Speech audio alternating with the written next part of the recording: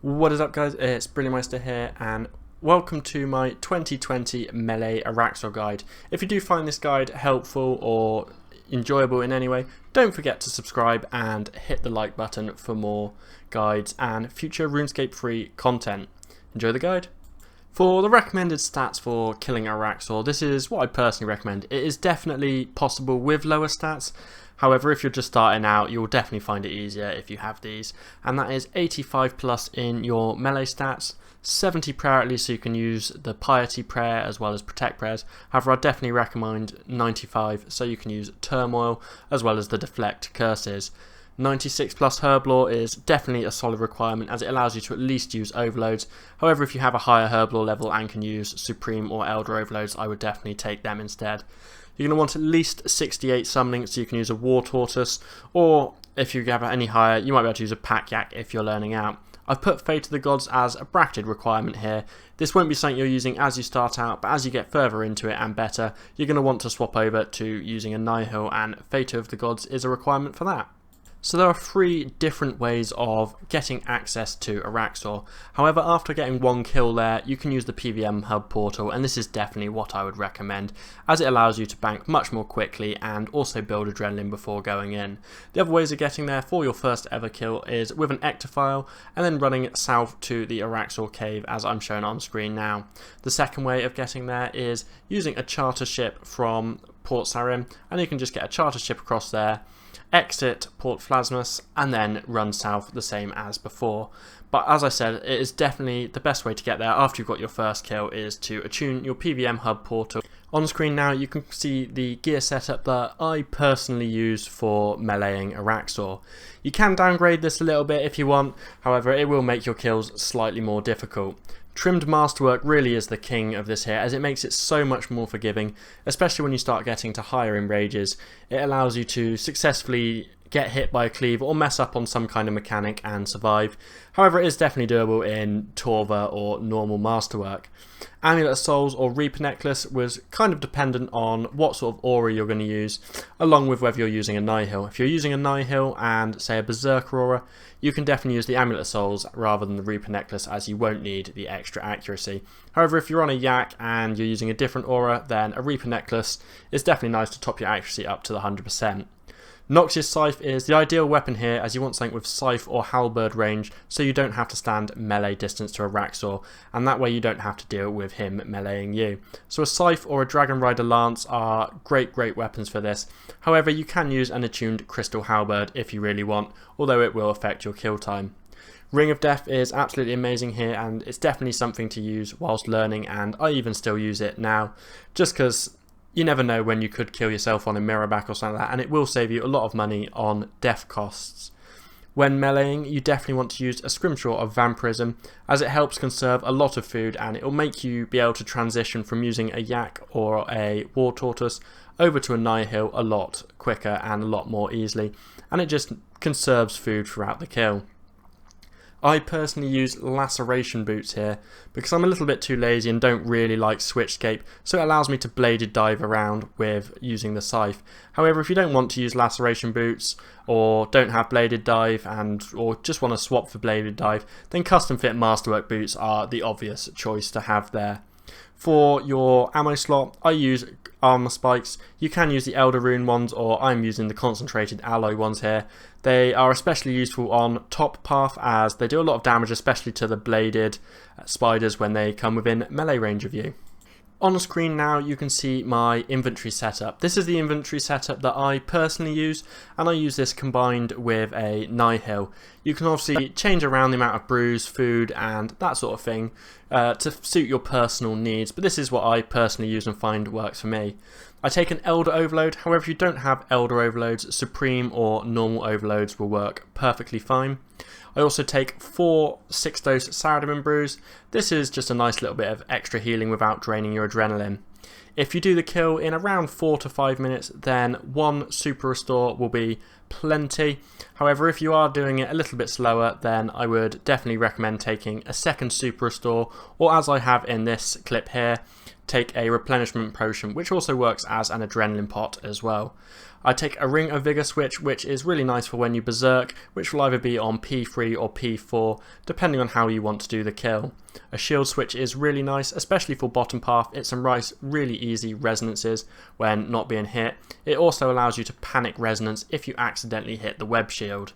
Enhanced Excalibur is really nice. I personally use this right at the beginning of P4, just so I have to concentrate less on food and can concentrate more about my prayer switches and getting the DPS on Araxxor.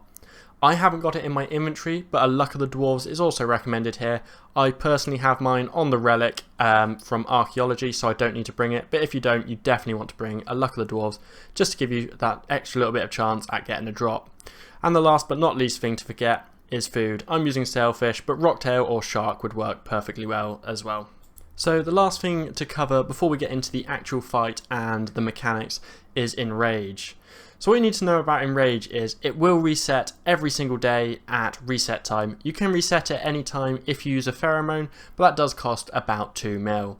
Enrage will increase the damage you take from every one of Araxxor's mechanics, as well as increase damage from its auto attacks.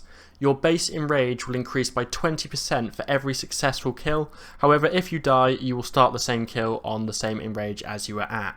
The Enrage will increase through various mechanics during the fight, such as the egg bombs, dodging the charge, and auto attacks in P4.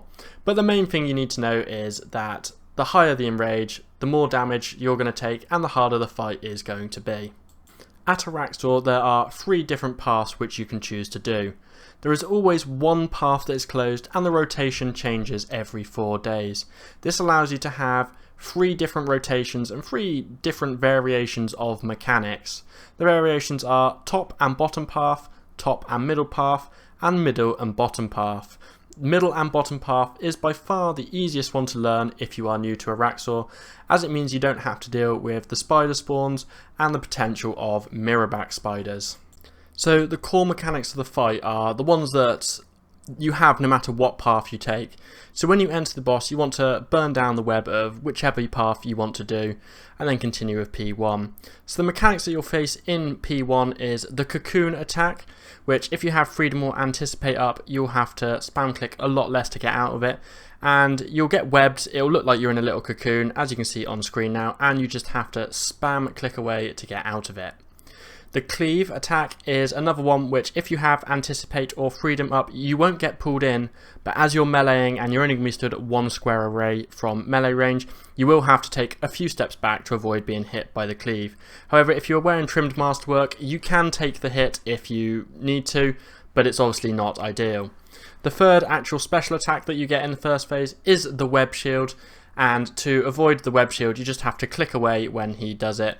If you do end up accidentally hitting it with an attack, you can quickly equip your shield and resonance for a nice big heal. And if you use a bleed or something like a low damaging bleed, then it will not heal during the web shield. The final attack that you might get on P1 is the heal, and that's if you get it to 0 hit points before the web has burned down, and it'll just keep healing 5Ks every time you get it down to 0. But as soon as the web burns down, you can go and head on to the next phase. So the first individual path that I'm going to cover is top path, and that's if you've burnt the top part of the web when you've entered Araxxor. So for top path, the personal way I do it is to run all the way down to P3, and then you just have to deal with 200k hit points in P3 rather than 100k in P2 and P3. The additional attacks he brings here is the egg bomb attack, which is very easy. You just stand on the eggs when you see the bomb coming towards you, and the more deadly one is the spider spawn. This does follow a very predictable pattern, however it can still be deadly if you mess up or are not paying attention. He'll follow 4 waves of spiders, and he'll signal their special attack by spiders shooting out the side of him. They'll come down in the same order every single time. The first wave will always have the special spider, which is either a mirrorback or a pulsing spider as the third spider of the wave. The second wave will have it as the second spider, The third wave will have it as the first spider down, and this is potentially the most lethal as you have no spiders to come down to warn you that there might be a mirror back or something coming, so the chances of reflecting it on yourself are significantly higher. The fourth wave of spiders at lower enrages and even somewhat at higher enrages you can pretty much ignore, as there's no special spiders there, so you can just kill them if you're taking a bit too much damage on you, but there's no risk of there being a mirror back or anything else that might KO you. For middle or acid path, you want to burn down the middle web upon entering the Araxxor instance. Middle path is essentially a time gated path, as you have a little acidity bar at the top of your screen which can be charged up by having Araxxor stand in the acid. The only real mechanic that you need to worry about here, opposed to the additional ones from P1, is the instant kill spider. The other mechanic, the highly acidic spider, is it doesn't do anything. It's a bad excuse for a mechanic and you can completely ignore it. The insta-kill spider, as you can see happening on screen now, it looks like Araxxor does a melee hit, it shoots out a little blob and there'll be a little green dot on the floor. You want to move away from this. You can negate it by surging away or just running away, or if you get really desperate and boxed into a corner, you can barricade and you will survive through that. Once Araxxor has got at least 50% acidity, I tend to personally take it to around 70% just to make sure. You can head up the platform and you want to stand one square away from the end, as this will allow you to still be able to step back if you get cleaved. It also allows the acidity to hit the platform, and once 50% of acidity has gone into the platform, you will break it down and be able to click down and hop over into the third phase. This phase is a very easy one, and you should easily be able to get through the whole 100k hit points way before you have to go and burn the platform down, as it takes a lot longer to get the acid than it does to get the 100,000 hit points of damage. If you burn the bottom web when entering the Araxxor instance, you'll be locked into doing bottom path. Bottom path, you don't have to involve in any direct combat with Araxxor. You have to stand on the floor and try and stand in the light spots, as you can see on screen now. You'll take tick damage for every bit of time that you're not in the instance, and this will increase massively as you go up the enrages. This path is a nice easy one to get nice easy resonances from a couple of free heals, as he will rotate between mage and range hits while he's up there attacking you. As you can see now, he's using a mage hit. The only mechanics that he uses here is the egg bomb, which is very easy. You can just go stand on the eggs. However, at higher enrages, it's almost not worth doing, as you'll take much more damage from the darkness ticks than you would from just tanking the egg bomb. Once he's ready to be phased onto the next phase, he will say that he's going to charge down from the ceiling, and you will see some arrows click on the screen. You want to click the direction that his legs are currently facing, and then you'll successfully avoid them and he will break down the barrier to enter P3. Upon entering phase 3, he will take upon the mechanics from any of the open paths. For example, if you have bottom and top path open, you will get spider spawns in here even if you took darkness path. He also heals any hit points left from the previous 2 phases, and his attack speed increases. This makes it more difficult to maintain a proper anticipate and freedom rotation to be able to avoid the cleave and cocoon special attacks. He still rotates his special attack every 5 of his standard attacks, however the chance of actually getting a cleave or a cocoon is decreased due to the fact that he has extra specials that he can do instead. If you have middle path open, there's a very strong chance that he'll just summon highly acidic spiders, and you can just ignore that mechanic completely. With this phase, you either want to berserk or just use your thresholds to get through the phase and burn through the hit points as quickly as you possibly can, and then be ready to phase it onto P4. As soon as you get over into P4 and spawn within the room, you want to surge or freedom, and this is to stop your adrenaline from draining, as you want as much adrenaline now as you can. Phase 4 can seem scary and daunting to begin with, however it's actually not much more difficult than previous phases. He will use the same mechanics as he has been using in P3, and the same base mechanics that he has been throughout the entire fight. The only real difference is he will swap between melee and range attacks. If you stand too close and actually get within melee range of him, he will use his melee attack, and you definitely want to avoid standing within melee distance with him, as this attack does an absolute ton of damage. It's really unpleasant. After he gets to 50k hit points, he will gain 1% Enrage for every other attack that he does upon you, but he will stop using any of his other mechanics. At 25k hit points, he will drain 50% of your adrenaline and increase his Enrage by a flat 20%. He will also increase his Enrage by a further 1% for every attack under 25k hit points. The Acid Core is a bit like Corporal Beast, and it will bounce around the room a fair few times before it lands upon you, so the main thing with that is to not panic. When it does land on you, you just need to take 1 tick of damage and then move somewhere else in the room and it will reset and bounce around all over the place again. There are 2 different yet similarly effective ways to deal with P4. The first one is to berserk right at the beginning of the phase, use your adrenaline pot and try and get it under 50k hit points before you have to deal with too many different mechanics. This can normally be done if you berserk adren pot with a ring of vigor and then go straight into an assault. You can get it under 50k before you have to deal with any cleaves or spider spawns or anything like that. You want to then Hurricane and hope that you're still berserked when the Acid Core comes out. If not, you can just get it down with basics and you should only have to take 1 tick of damage from the core.